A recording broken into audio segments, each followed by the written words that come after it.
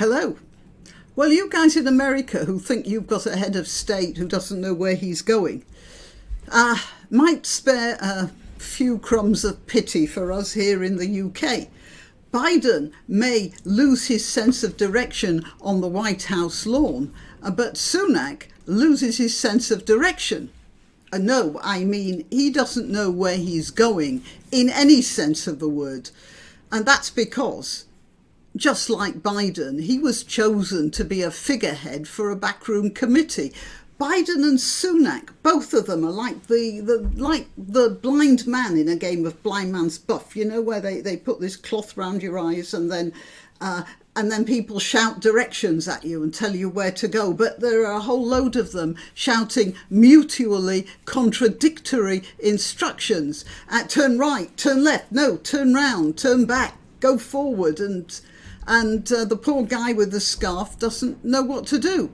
In the case of Sunak, that team drove out one Prime Minister, Boris Johnson, tried to engineer Sunak and got Truss, who turned out to be far too radical for them. Well, mind you, if Truss had said she poured tea with the milk in first, that would have been enough reason for them to throw her out, which they did. And now, with them all shouting these, as I said, mutually contradictory messages at their man at the front, we have, well, Britain used to be the top of the world, and now we're the spinning top of the world. Oh, and I'll take this opportunity to remind you, I'm Granniopteryx. I'm on YouTube, Rumble, BitChute and Minds. I let you know when I've uploaded a video, which YouTube sometimes does not. On Twitter, Gab and Parler, where I am at Granniopteryx. You can help my channel by liking this video, by sharing it, and by subscribing. And if you're already subscribed on YouTube, just check that they haven't dropped you. That happens too.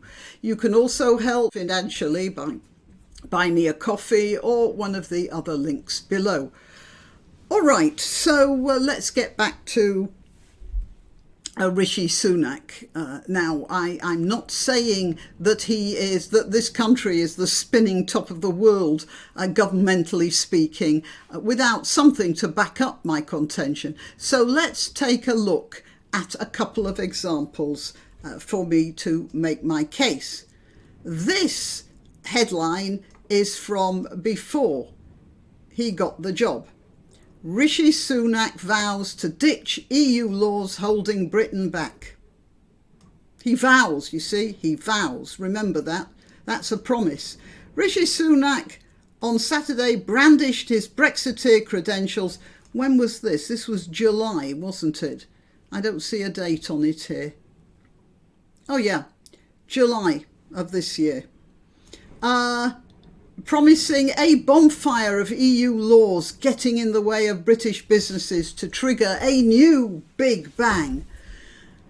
Okay, that was then, and this is now. This is in The Guardian. And the headline here is Sunak may deprioritise Rees-Mogg Brexit bill to switch off 2,400 EU laws. 2,400 laws from the European Union layered on top of our burdened country and our burdened people. And they were going, and Rees-Mogg probably spent months sorting this out. And Rishi Sunak said, yeah, when I'm Prime Minister, I'm going to just let them get on with this and get rid of all these laws. And then, of course, The Guardian calls it deprioritise. He doesn't call it, backstabbing or lying or dishonesty or anything like that. No, that's deprioritising. Okay, and then we have this. This is COP27, the climate summit.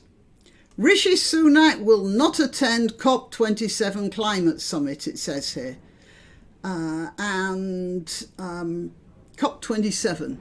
I mean, I have absolutely full agreement with that. COP27 is a useless talking shop where you have a lot of VIPs, or people who like to think of themselves as VIPs, sitting round eating well, enjoying the sun or whatever facilities at the swish venue that has been chosen for them that year, and they pass resolutions that make about as much sense as the Voynich manuscript, because China and India don't take even a micro-miniature bit of notice of the resolutions.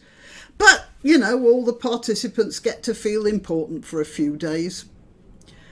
So it was that I thought that perhaps Sunak wasn't as useless as I originally surmised. When as I said, I read this, it's on the 27th of October, so that's only a few days ago. And he says, where is it? Somewhere down here.